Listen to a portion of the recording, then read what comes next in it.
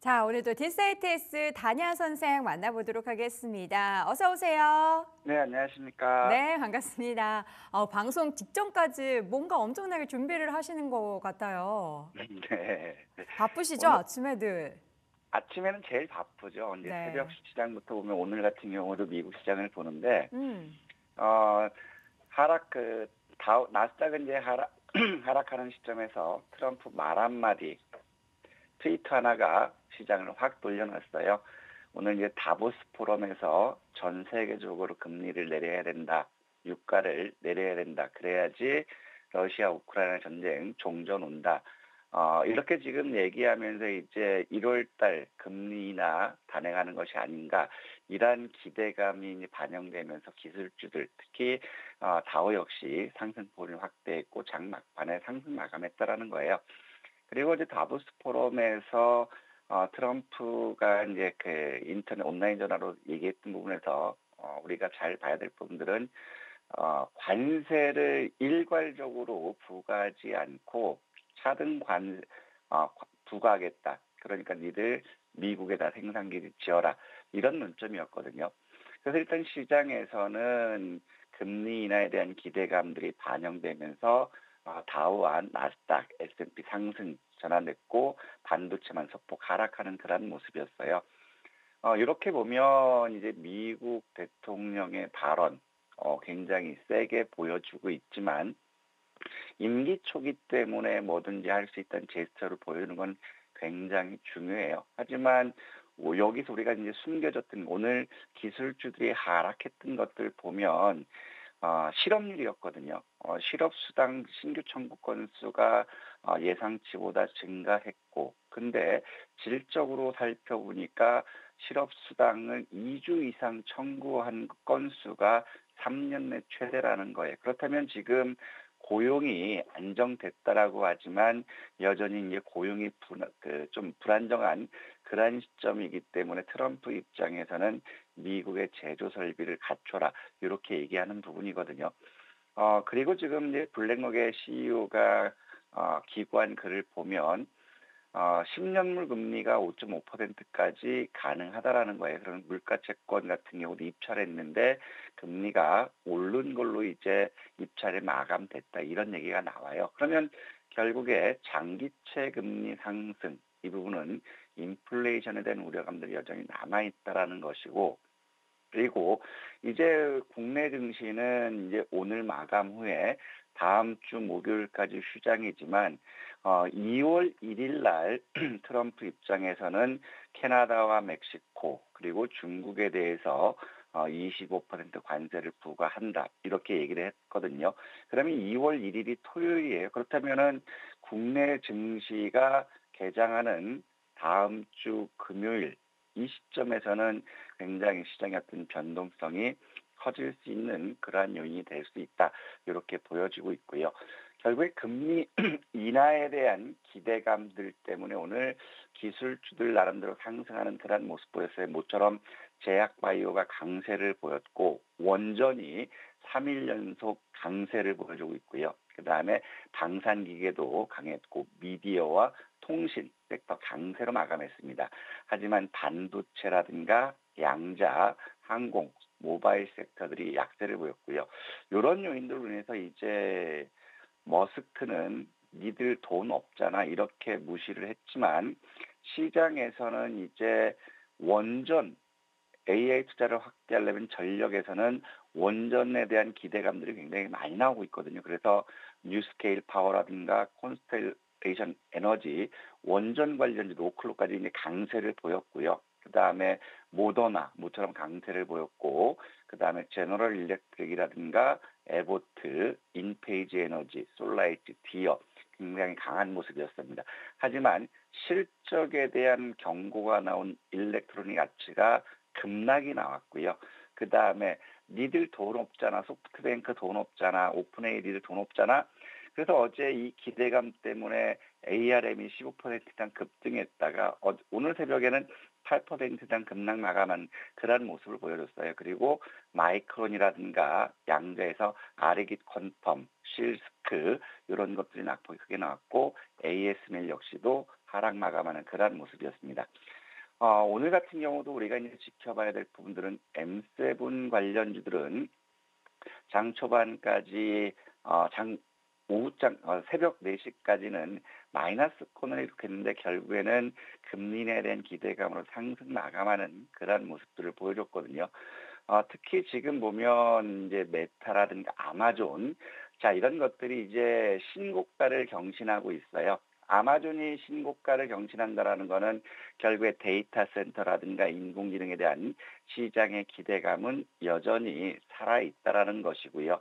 그다음에 여기서 보더라도 오늘 같은 경우에도 컨스텔레이션 에너지 같은 경우도 이제 강세를 보이면서 지금 보면 이제 신고가를 경신하고 있거든요. 그러면 시장의 자금이 원전 섹터로 지금 옮겨가고 있는 그러한 모습들이고, 자, 그러면서 반대로 우리가 여기서 이제 봐야 될 것들은 오늘 상황에서도 자, 일렉트로닉 가치 같은 경우는 실적 부진에 대한 그런 것들 때문에 16% 급락하는 그런 모습들을 보였거든요.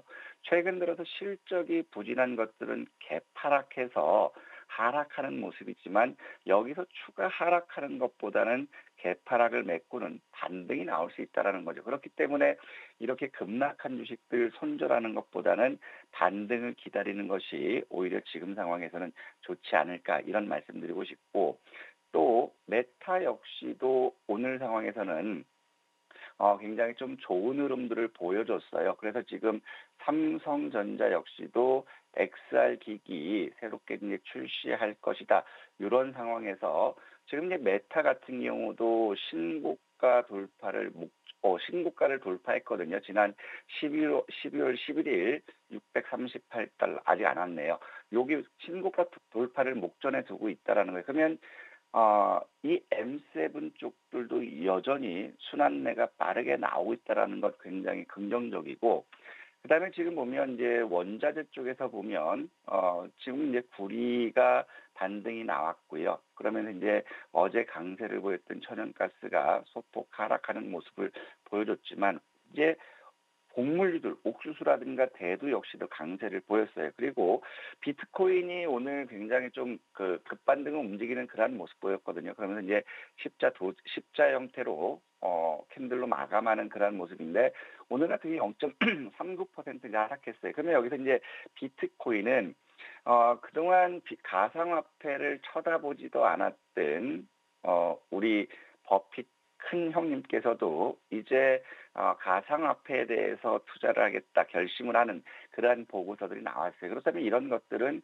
가상화폐에 한 번 더 시장에 매기가 쏠릴 수 있지 않을까 이렇게 생각돼요. 그래서 당분간 트럼프 관련 특히 행정명령 100개 관련된 섹터들 순환매가 일어날 수 있는 그러한 모습이 되지 않을까 이렇게 판단되고 있고요.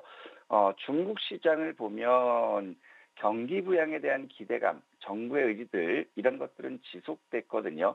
어제 역시도 역 RP를 94조 8천억 매수하면서 유동성을 공급해줬고, 그 다음에 증시 부양을 하기 위해서 국유 보험사들에게 19조 7,500억에 달한 자금을 주식을 매수해서 장기 투자를 유도하겠다.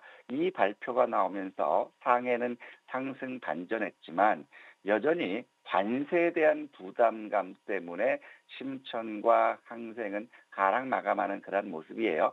그렇다면 우리가 봤을 때 중국 같은 경우는 항상 말씀드렸던 것처럼 경기 부양과 무역 분쟁 이 사이에서 왔다 갔다 하지만 하락은 매수 기회로 접근하는 것이 좋겠다 이 말씀드리고 싶고, 국내 같은 경우는 코스피, 코스닥 어제 큰 폭의 하락하는 그러한 모습이었어요. 우리가 코스피 같은 경우는 2,550포인트 전고점 돌파 모멘텀이 부족하다. 근데 그제 같은 경우는 2,554까지 갔다가 밀렸지만 이거를 돌파하기는 좀 어렵다라고 생각했는데 어제도 말씀드렸던 것처럼 외국인들이 1시간 동안 선물을 4천억 가까이 매매하는 단기 성향을 보였기 때문에 선물 매도 기인해서 결국 시장에 변동성은 있을 수 있겠다 이런 말씀드렸는데요. 어제 같은 경우에도 결국에 환율은 안정됐고 하이닉스의 실적이 예상치에 부합한다. 이런 것들을 내보냈지만 결국에 외국인들 입장에서는 실적보다 좋지 않은 부합이기 때문에 차익 매물을 계속해서 매도에 나섰던 거고 어제 매도했던 배경을 보면 일본이 1월 달 금리 인상할 가능성이 90%라는 거예요. 그래서 엔화가 강세 전환하는 모습을 보이니까 이제 새롭게 대두되는 것이 지난 8월 5일, 작년 8월 5일 블랙 먼데이를 촉발했던 엔캐리 트레이드 청산에 대한 우려감이 지금 높아지고 있다라는 거죠. 그리고 어제 이제 트럼프의 관세에 대해서 뜬공포 이걸 발표하면서 한국의 무역 수지가 다소 둔화되지 않을까 이런 우려감들이 나왔어요. 또 하나 시중은행의 연체율이 2달 연속 두 자릿수로 증가하고 있다. 이런 것들이 나왔기 때문에 추가적으로 많이 빠진 모습이 아닌가.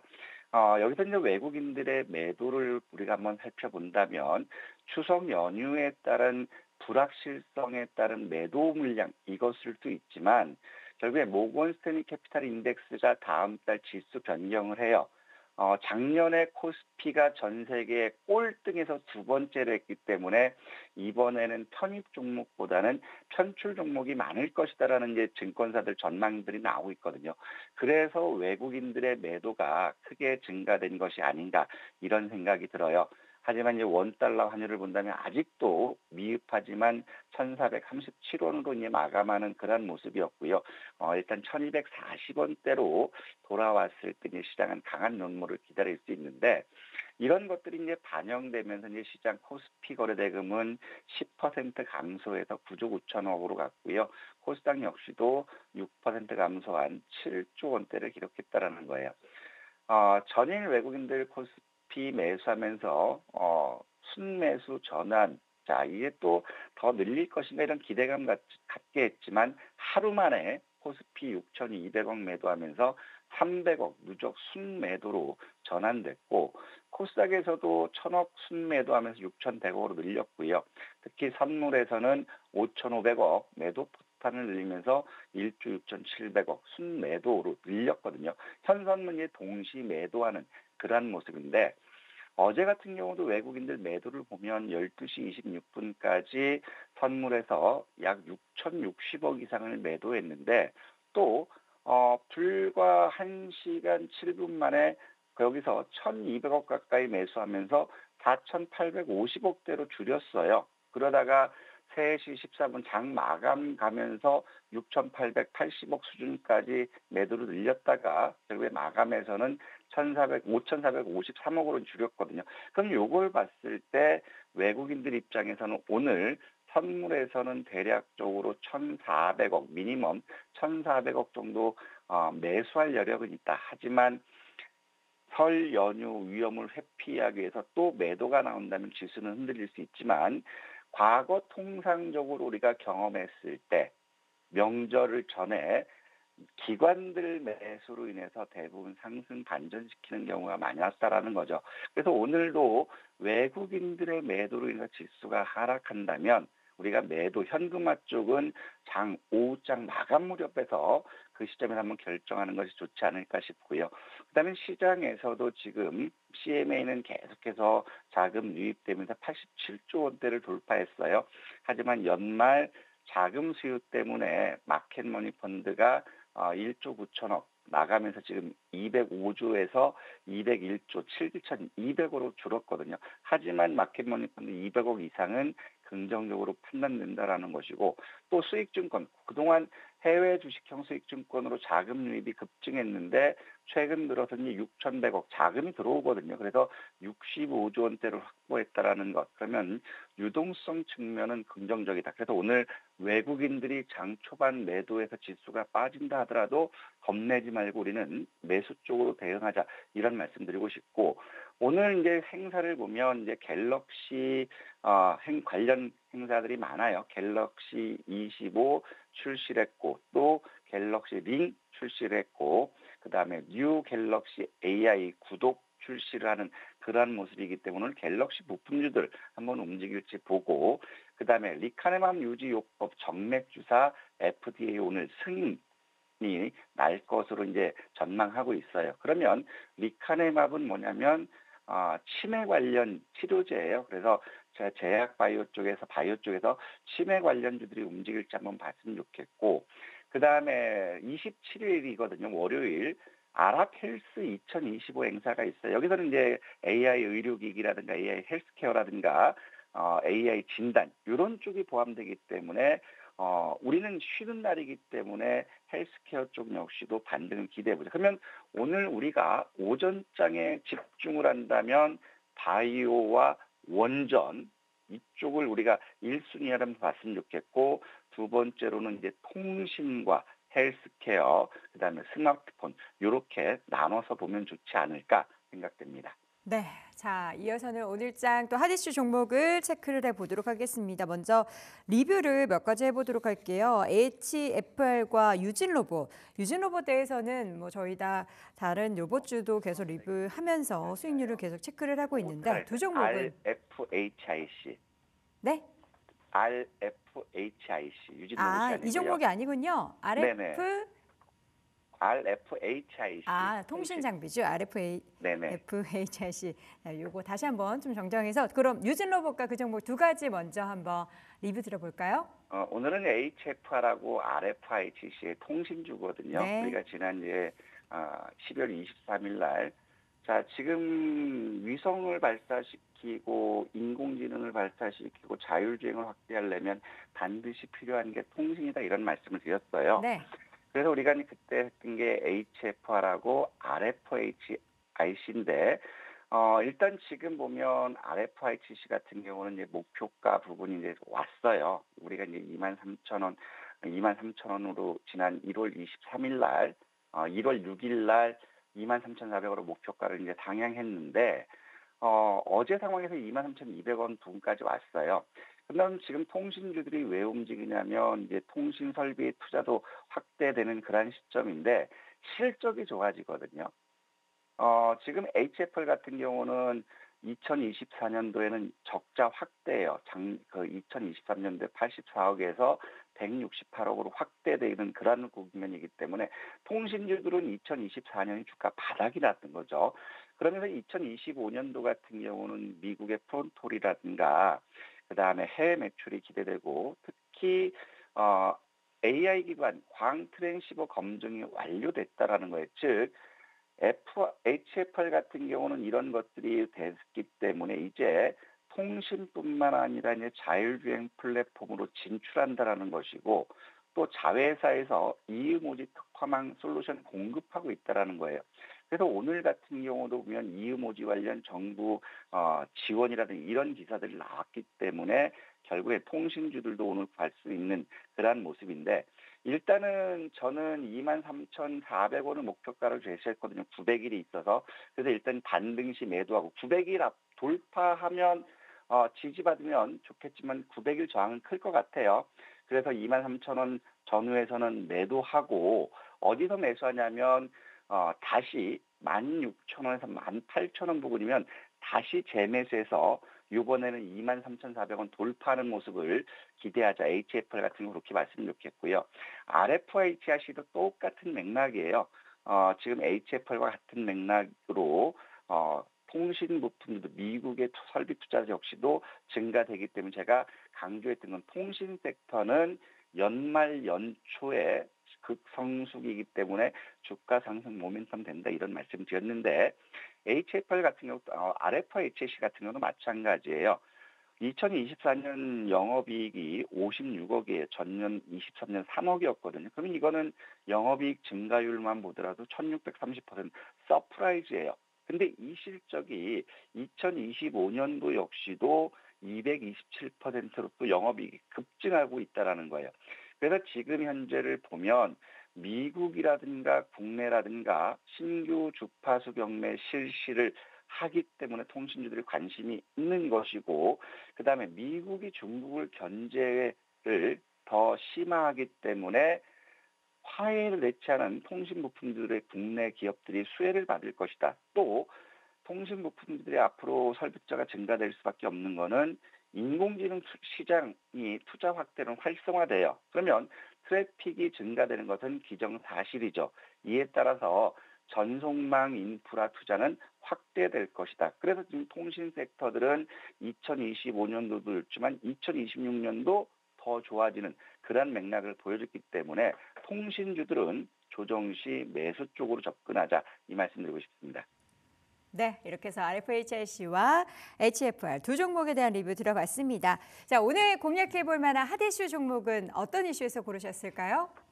오늘은 이제 육지 통신하고 바이오하고 고민을 하다가 네. 바이오 쪽을 갔거든요. 네. 오늘 기사 이제 어제 기사 나왔고 오늘 아침에 기사 나왔던 게 ABL 바이오가 빅파마와 기술 수출 논의 중이다. BBB 셔틀이 강점이다. 이러면서 어제 ABL 바이오가 강세를 보였거든요. ABL 바이오 같은 경우는 우리 1도 양단에서도 매수해서 목표가 도전하자라고 말씀드렸던 거예요. 1차 목표가로 보면 우리가 이제 직전 고점 35,000원, 35,000원 전후를 보자라고 말씀드렸는데 오늘 시간에서도 이제 강세를 보였어요. 그러면 ABL 바이오만 갈 것이 아니라 BBB 셔틀 관련이에요. 그러면 D&D 파마텍이라든가 온코닉 테라피우틱스도 같은 맥락으로 해서 반등을 기다릴 수 있다라는 거거든요. 그래서 저는 이 중에서 최근 조정을 보여주고 있는 D&D 파마텍을 말씀드렸겠어요. 최근 54,000원에서 바닥권 확인시킨 그런 모습이기 때문에 조정을 받더라도 54,000원까지 매수하자. 54,000원에서 동시호가 매수하고 손절가는 51,000원으로 보시고요. 목표가는 신고가 1차 7만 원 도전하자. 이런 말씀드리고 싶습니다. 네, D&D 파마텍 오늘장 핫 이슈 종목으로 바이오 쪽에서 탑픽으로 골라봤습니다. 목표 주가는 7만 원, 손절가는 5만 1,000원 설정해 드리도록 하겠고요. 시간의 단일가 특징적인 종목은 뭘 보셨나요?